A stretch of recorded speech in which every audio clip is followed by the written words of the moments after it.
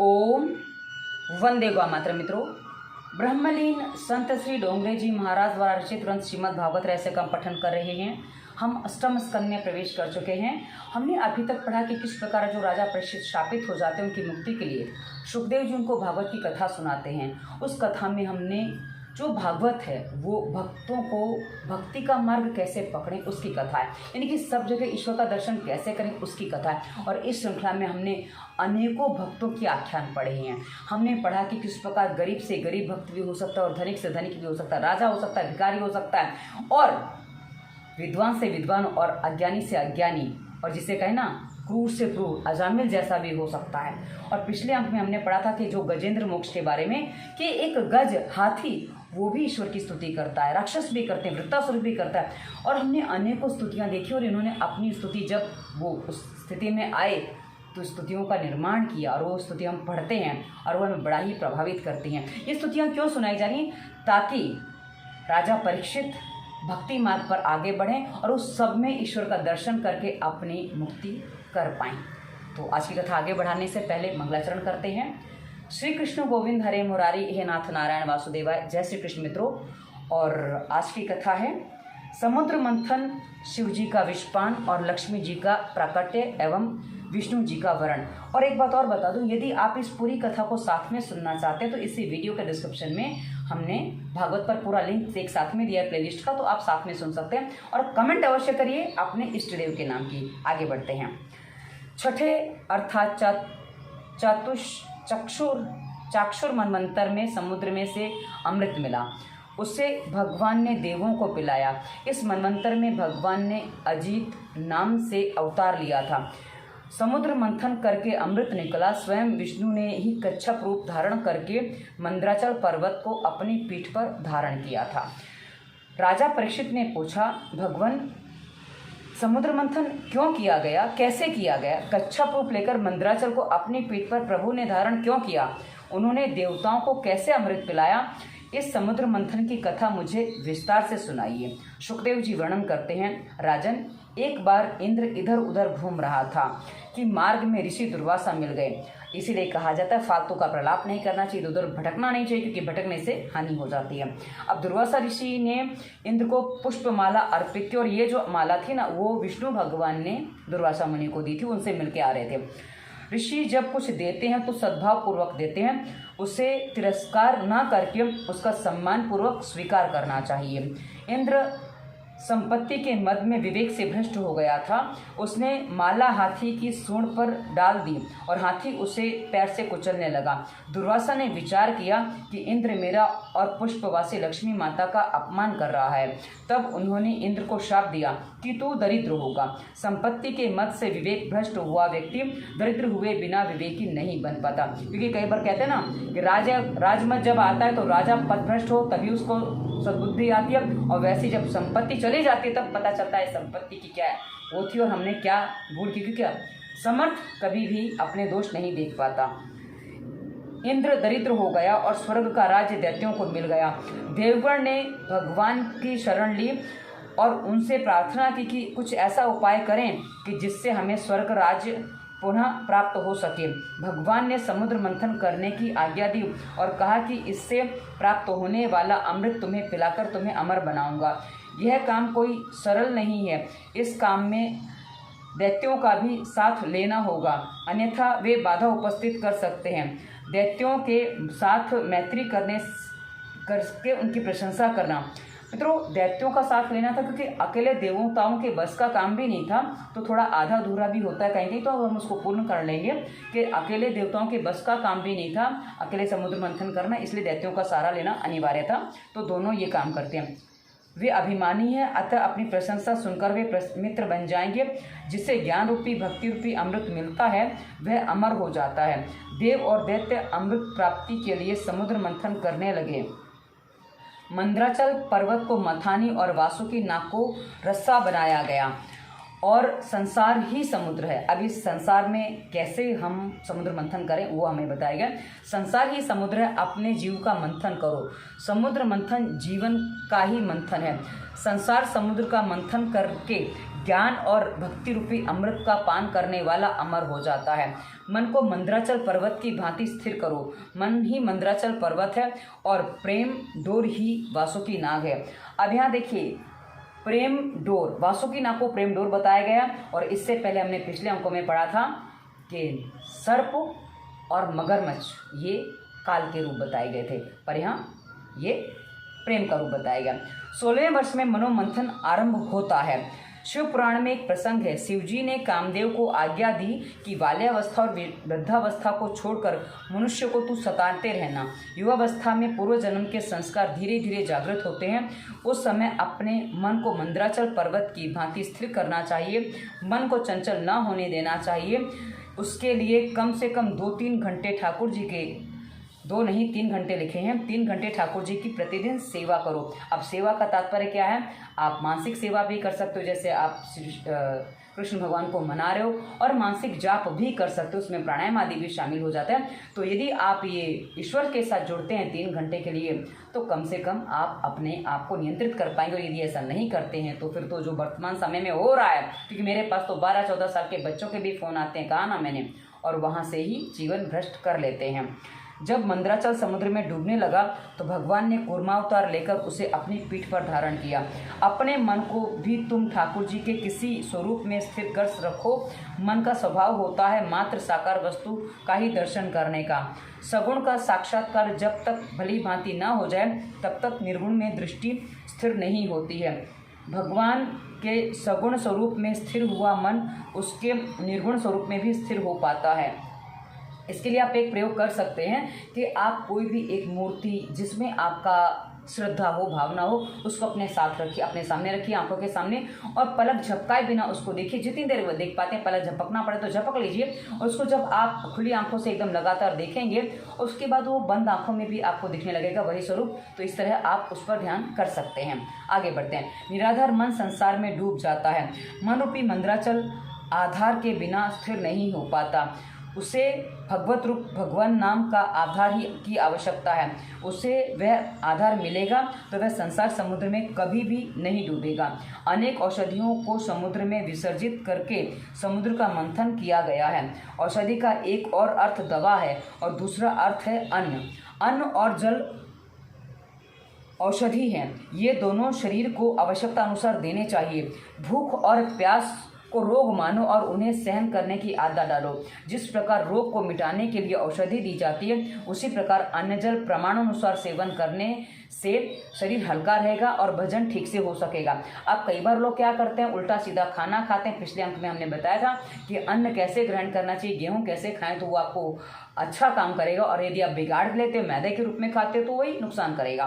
तो ये आप यदि समझें तो अन्न उतना ही सेवन करें। ज़्यादा खाने से आलस आता है, नींद आती है, तो भजन में मन नहीं लगता, कि भजन या किसी काम में मन नहीं लगता है, सीधा सोने का मन करता है। तो ऐसी स्थिति नहीं बननी चाहिए। किंतु हमारा प्रेम तो पेट में ही पड़ा हुआ है। पत्नी या पति को इतना प्रेम करती कि पेट भर के पेट के ऊपर खिला देती हैं, बच्चों को भी खिला देती हैं। ऐसी गलती बहनों मत करो, ये आपके परिवार के पतन का मार्ग है। आगे बढ़ते हैं। मनुष्य में से प्रथम विष निकला था और बाद में अमृत। समुद्र में से प्रथम विष निकला था और बाद में अमृत। मन को भी स्थिर करके प्रभु के पीछे जब लग जाओगे तो पहले तो विष ही देंगे, किंतु उसे सह लोगे तो अमृत भी देंगे। महापुरुषों ने विविध कष्ट रूपी विष का पान किया था, दुखों को सहन किया था, अतः उन्होंने ज्ञानामृत प्राप्त किया। जीवन मंथन के आरंभ में विष ही मिलेगा। मंथन यौवन से ही आरंभ हो जाता है। पहले विषय मिलेंगे और विषय विष के समान तो होते ही हैं। निंदा और कर्कश वाणी विष हैं। निंदा और नरक एक ही है। निंदा रूपी विष का सह लोगे तो अमृत मिलेगा। प्रतिकूल परिस्थिति भी विष ही है, दुख भी विष है।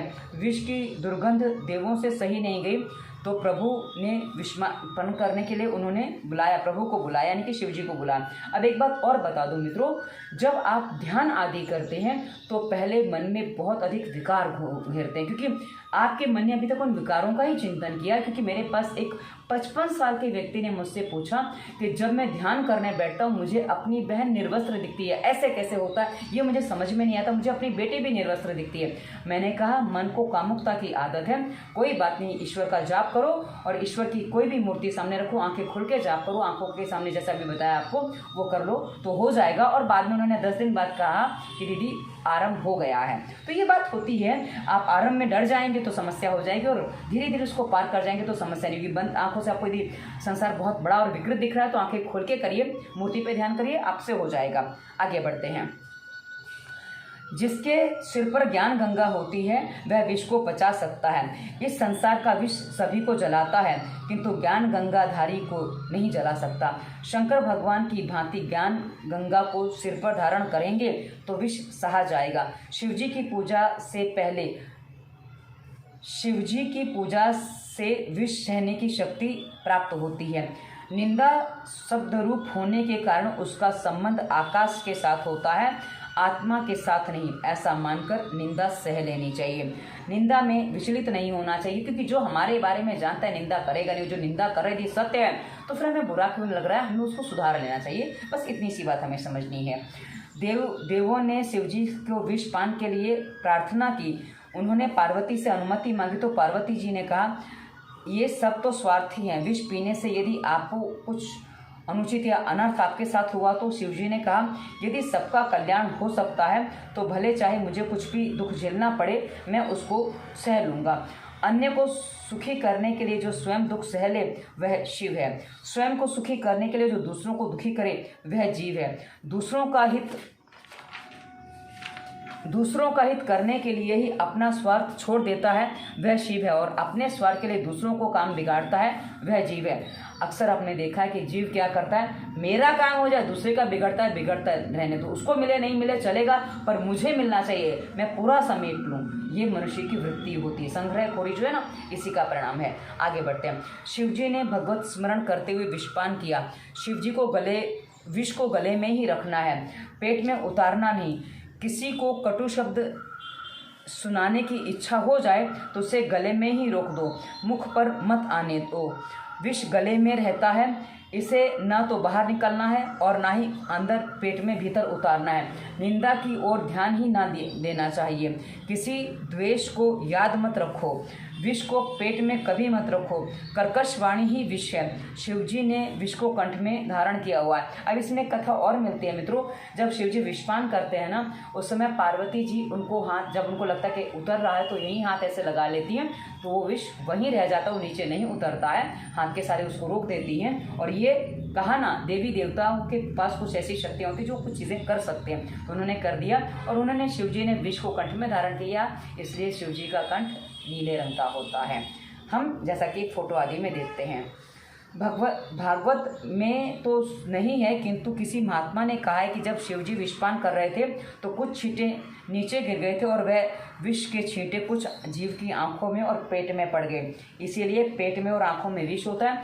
पेट में भी, यानी कहते हैं ना, पेट में पच नहीं रहा है, वो विष नहीं पचता है, और पेट में बात नहीं पचती, मतलब वो विष वाली बात नहीं पचती, उसको हम उगल देते हैं। और वही जीवा की बात है, ऐसी बात है। और आंखों की बात है, क्योंकि आंखों से हम कई बार विष देख लेते हैं, वो फिर सहन नहीं होता, ऐसी बात है। विष की जलन अधिक हो जाए तो भगवान के नाम का कीर्तन करो। भगवान का नाम विष को भी अमृत बना देता है। शिवजी भी इसी से तो भगवान का नाम लेकर विष पी गए थे। संसार में विष भी है और अमृत भी है। जो विष को पचा सकेगा उसे ही अमृत प्राप्त हो सकेगा। श्री कृष्ण कीर्तन ही अमृत है। 16वें वर्ष में जीवन में मंथन आरंभ होता है। मन में वासना का विष उत्पन्न होता है। उस समय मन को मंद्राचल सा स्थिर कर लोगे तो उस मनोमंथन में से, संसार में से भक्ति और ज्ञान रूपी अमृत प्राप्त होगा। फिर तो मानव अमर हो जाएगा। इस तरह जिसे भक्ति और ज्ञान मिलेंगे उसकी मृत्यु नहीं होगी। उसकी मृत्यु, वैसे शरीर जो जिसको जन्म मिला उसको मृत्यु होती है, पर मृत्यु और मोक्ष में भेद होता है। तो मृत्यु जिसके नहीं होती उसको मोक्ष होता है, इसलिए कहा उसकी मृत्यु नहीं होती, उसको सीधा मोक्ष होता है। शंकराचार्य, वल्लभाचार्य, मीराबाई, तुकाराम आदि न जाने कितने साधु संतों को, भक्तों को भुलाया नहीं जा सकता। वे सब अमर हैं, उन्हें सभी याद करते हैं। भगवान पहले विष देते हैं, फिर अमृत। जो उनके पीछे लगता है उनकी ही वे परीक्षा करते हैं, अर्थात उन्हीं को कष्ट सहने पड़ते हैं। अब आप समझ लीजिए, जो नाम हमने बताए ऊपर, इनको कितने सारे कष्ट सहने पड़े। शंकराचार्य से लेकर मीराबाई तक सबको, तुकाराम आदि को तो वो वाली बात है। जगत के कल्याण हेतु भलाई के लिए शंकर जी ने विषपान किया। साधु पुरुषों के द्वारा ऐसा ही वर्तन होता है। सज्जन पुरुष अपने प्राण का बलिदान देकर भी अन्य के प्राण की रक्षा करते हैं, जबकि संसार के मानव मोह माया से लिपटकर पारस्परिक बैर भावना बढ़ाते हैं। परोपकारी सज्जन प्रजा के दुख दूर करने के लिए स्वयं दुख सह लेते हैं। वे कहते हैं सभी के लिए मैं दुख सह लूँगा, किंतु अपने लिए किसी को दुख नहीं सहने दूंगा। साधु पुरुष अन्य लोगों के दुख से दुखी होते हैं, किंतु यह दुख नहीं है, यह तो सभी के हृदय में विराजमान परमात्मा की आराधना है। साधु पुरुष कहते हैं कैसे होते हैं, साधु पुरुष कैसे होते हैं, वो तुलसीदास जी 3 वाक्यों में वर्णन करते हैं। अब इनको पद कहते हैं। तुलसीदास जी की चौपाइयाँ होती हैं। संत हृदय नवनीत समाना, कहा कबिन पर कहे न जाना। निज परिताप द्रव्य नवनीता, पर दुख द्रवई संत सुपुनीता। परहित सरिस धर्म नहीं भाई, पर पीड़ा सम नहीं अधमाई। अर्थात संत हृदय नवनीत यानी कि मक्खन के समान होता है, जो कहे कबिन पर कहे न जाना। किंतु जो सज्जन होते हैं ना, क्योंकि जो नवनीत है मक्खन है वो अपने को गर्मी मिलती तो पिघल जाता है, किंतु सज्जन तो औरों की पीड़ा देख के ही पिघल जाते हैं। और परहित इनके अन्यों के हित के अलावा कोई धर्म नहीं है, ऐसा कहने का मतलब है। मंथन करते करते गौमाता कामधेनु प्राप्त हुई। गौमाता कामधेनु का दान ऋषि मुनियों को दे दिया गया। जो संपत्ति प्रथम मिले उसका परोपकार से उपयोग करो। कामधेनु संतोष का प्रतीक है। संतोष कामधेनु का स्वरूप है। जिसके आंगन में संतोष रूपी गाय है वह ब्राह्मण ही ब्रह्मनिष्ठ है। असंतोषी मनुष्य पाप करता है। ब्राह्मण का जीवन अति सात्विक होना चाहिए, और जिसका जीवन सात्विक नहीं है वो तथाकथित ब्राह्मण नहीं है। सीधी सी बात समझ लीजिए, भले जन्म से वो ब्राह्मण हो पर वो ब्राह्मण नहीं है। आगे जाकर उच्चश्रवा नामक घोड़ा प्राप्त हुआ। इसे देखकर दैत्यों का मन लज्जाया तो उन्होंने वो दैत्यों को दे दिया गया। श्रव शब्द का अर्थ है कीर्ति। उच्च ही श्रवा कीर्ति का प्रतीक है। मन को जो पर्वत सा स्थिर कर लेगा उसे जगत में कीर्ति मिलेगी और लक्ष्मी भी। जिनका मन कीर्ति में फंसता है तो उसे अमृत नहीं मिल पाता। अर्थात जब आप साधना पथ पर आगे बढ़ते हो, यम नियम का पालन करते हो, वहाँ से वाणी में सत्व आने लग जाता है। आप जो कहते हो वो होने लग जाता है। उसके बाद जब प्राणायाम आदि ध्यान करते हो तो उसके आगे धीरे धीरे जैसे जैसे सिद्धियाँ मिलती हैं, आपको भविष्य का ज्ञान होने लग जाता है, औरों की बातें पता चलने लग जाती है, क्या होने वाला आपको दृष्टव्य हो जाता है। तो यदि आप उनमें, ये सारी योग की सिद्धियाँ हैं और ये सारे कहते हैं ना, ये परितोष हैं, यानी कि आपके लिए पुरस्कार हैं। अब इन पुरस्कारों में फंस गए तो आप आगे नहीं बढ़ पाओगे, ऐसा कहने का तात्पर्य है। आगे बढ़ते हैं। साधना के आरंभ में कीर्ति मिलती है। यदि मन इसी में फंस गया तो भगवान नहीं मिलेंगे। जिसे मान अधिक मिलता है उसके पुण्यों का क्षय होता है। जिस जीव को मान का मोह नहीं है और जो दीनता से प्रभु की प्रार्थना करता है, उस जीव को ईश्वर अपने जैसा बनाते हैं। विष्णु सहस्त्र नामावली में भगवान को अमानी मानदो कहा गया है।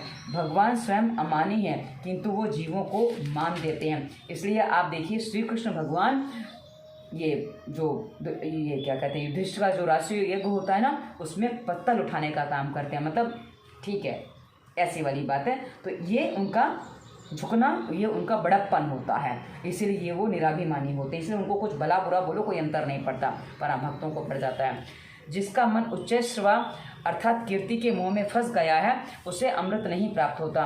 दैत्यों ने उच्चैश्रवा को ले लिया, अतः उन्हें अमृत नहीं मिला। बिना कसौटे के परमात्मा कृपा नहीं करते। जो कीर्ति और प्रसिद्धि में फंसता है उसे अमृत नहीं प्राप्त होता।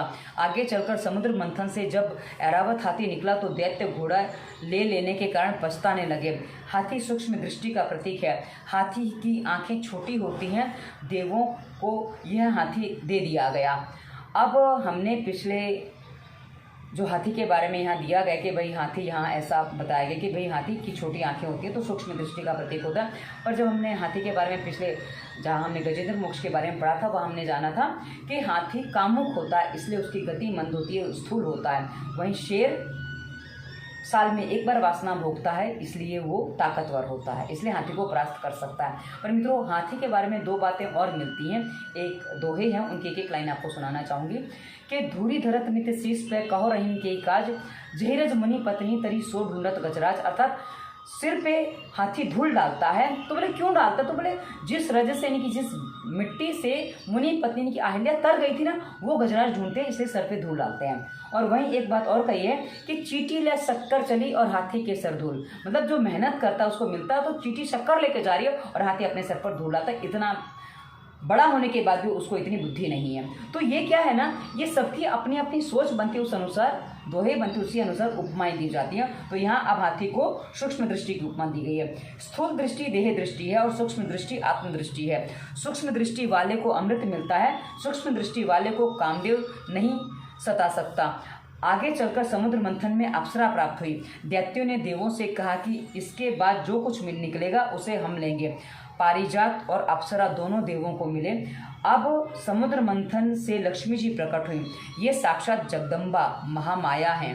दैत्यों ने विचार किया कि हमें मिल जाए तो कितना अच्छा हो, किंतु मांगने वालों को, इच्छा करने वालों को लक्ष्मी जी कहाँ मिलती हैं। लक्ष्मी जी को सिंहासन पर बिठाएगा।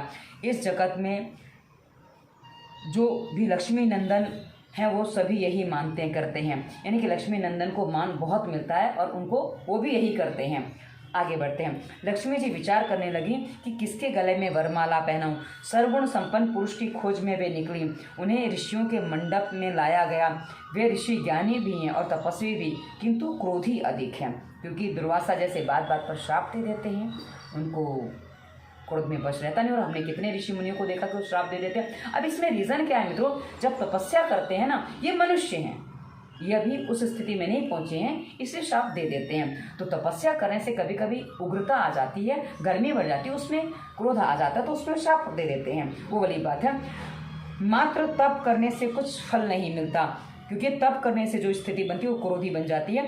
तप को भक्ति का भी साथ चाहिए। तप करने से शक्ति बढ़ती है और इससे क्रोध भी बढ़ जाता है। तप और ज्ञान से शक्ति बढ़ती है, किंतु वह छलकने भी लगती है। अतः ज्ञान के साथ भक्ति भी होनी चाहिए। भक्ति दीनता, नम्रता और सिंहासन पर विराजमान करवाती है। अब आप ये देखिए, भक्ति तो सुदामा भी करते थे, और सुदामा जब कृष्ण से मिलने आते तो अपने सिंहासन पर उनको बिठाते, इसलिए कहा गया सिंहासन भी दिलवाती है। तो श्री कृष्ण का सिंहासन सुदामा को मिला था। तो ये वाली बात है, वो भक्ति है, केवल तपस्या नहीं है। केवल तपस्या कई बार उग्रता के साथ क्रोध उत्पन्न कर देती है, इसलिए कहा भक्ति होनी आवश्यक है ज्ञान और तप के साथ। लक्ष्मी का मन न माना। आगे देवगण विराजमान थे। वे क्रोधी नहीं हैं, किंतु अतिशय कामी हैं। शास्त्र ने क्रोध का लाल, लोभ का पीला और काम का काला रंग बताया है। देव महान होते हुए भी कामी हैं, अतः वे आगे चली। आगे बैठे थे परशुराम जी। वे जितेंद्रिय हैं, कामी और क्रोधी।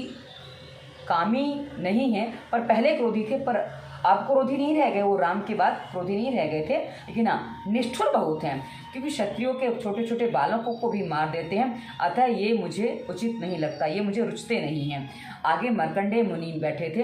वे सुंदर भी हैं और दीर्घायुष भी हैं, किंतु भरी सभा में आंखें मूंद कर बैठे हैं। लक्ष्मी जी की ओर भी उन्होंने नहीं देखा। लक्ष्मी जी ने विचार किया कि ये महात्मा तो अनासक्त हैं, मेरी ओर देखते भी नहीं हैं।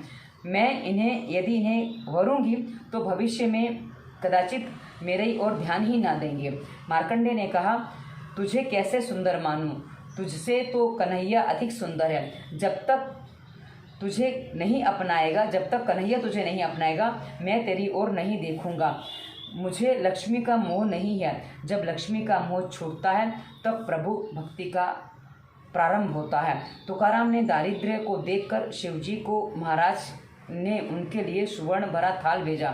तुकाराम के दारिद्र्य को देखकर शिवजी ने थाल भेजा तो तुकाराम ने कहा, जब मैं लक्ष्मी के पीछे पड़ा था तब वह मुझे नहीं प्राप्त हुई। अब मेरा चित्त भगवान की ओर जा लगा है तो यह बाधा डालने आ रही है। उन्होंने वह सुवर्ण भरा थाल लौटा दिया, क्योंकि सुवर्ण भरा थाल आ गया है। क्योंकि कहा ना, मार्ग में बाधाएं आती हैं, सब कुछ मिलता है, यदि आप उसमें उलझ जाओगे। वो एक भजन अक्सर स्वामी जी सुनाते हैं, स्वामी रामदेव जी, उलझ मत दिल बहारों में, बहारों का भरोसा क्या, नज़ारे छूट जाते हैं, नजारों का भरोसा क्या। तो ऐसी बात है, तो उलझना नहीं है, ऐसी बात है। सारा दिन भजन करने वाले को यदि और कुछ भी उद्यम ना करने वाले को लक्ष्मी जी नहीं मिलती हैं। आगे चली तो वहाँ शंकर जी विराजमान थे। लक्ष्मी जी अपनी सखियों के साथ वहाँ आईं। शंकर कामी भी नहीं है, क्रोधी भी नहीं। लक्ष्मी जी ने शंकर जी को देखा। इनका स्वभाव तो मंगल है, किंतु वेश अमंगल है और चेष्टा भयानक, और भोले तो बहुत हैं। शंकर जी के निकट भगवान नारायण विराजमान थे। लक्ष्मी जी ने सोचा कि ये उत्तम है, जिनका हृदय कोमल और मृदु होता है, उसी के पास लक्ष्मी जी आती हैं। उन्होंने नारायण को वरमाला पहना दी। तो बोलो लक्ष्मी नारायण भगवान की जय। और आज की कथा को हम यहीं विराम देते हैं। आगे की कथा